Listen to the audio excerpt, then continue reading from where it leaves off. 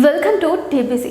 ఈరోజు ఎన్టీఆర్ 102వ జయంతి సందర్భంగా ఎన్టీఆర్ ఘాట్ దగ్గర జూనియర్ ఎన్టీఆర్, నందమూరి కళ్యాణ్ రామ్ నివాళులు అర్పించారు. వీరితో పాటు నారా భువనేశ్వరి, నందమూరి రామకృష్ణ, టీడీపీ లీడర్స్, కార్యకర్తలు, ఎన్టీఆర్ ఫ్యాన్స్ కూడా నివాళులు అర్పించిన వారిలో ఉన్నారు. అలాగే ప్రధాని మోదీ ఎన్టీఆర్ గురించి మాట్లాడుతూ తెలుగు సినిమా రంగంలో ఎన్టీఆర్ గొప్ప నటుడని, ముందు చూపు ఉన్న నాయకుడని, ఎన్టీఆర్ నటించిన పాత్రలను ఎప్పటికీ ప్రజలు తలుచుకుంటూ ఉంటారని చెప్పారు. పేదలు, వెనుకబడిన వారి కోసం ఎన్టీఆర్ ఎంతో కృషి చేశారని, అతని నుంచి ఎంతో ఇన్స్పిరేషన్ పొందినట్లు ప్రధాని మోదీ చెప్పారు. ఆంధ్రప్రదేశ్ లోని కూటమి ప్రభుత్వం ఎన్టీఆర్ ఆశయాలను సాధించేందుకు కృషి చేస్తుందని పీఎం మోడీ నివాళులు అర్పించారు. అలాగే ఏపీ సీఎం చంద్రబాబు మహానాడులో మాట్లాడుతూ తెలుగు జాతి మొత్తం ఆరాధించే ఏకైక నాయకుడు ఎన్టీఆర్ అని అన్నారు. ఒక వ్యక్తి 2 రంగాల్లో రాజుగా రాణించడం చరిత్రలో చూడలేదని, ఎన్టీఆర్ తెలుగు సినీ చరిత్రలో ఎవరెస్ట్ గా ఎదిగారని చెప్పారు. అంతేకాకుండా నీతి, నిజాయితీ, పట్టుదల అనేవి ఎన్టీఆర్ ఆయుధాలని, అందుకే 33 సంవత్సరాలు వెండితెరకి, 13 ఏళ్లు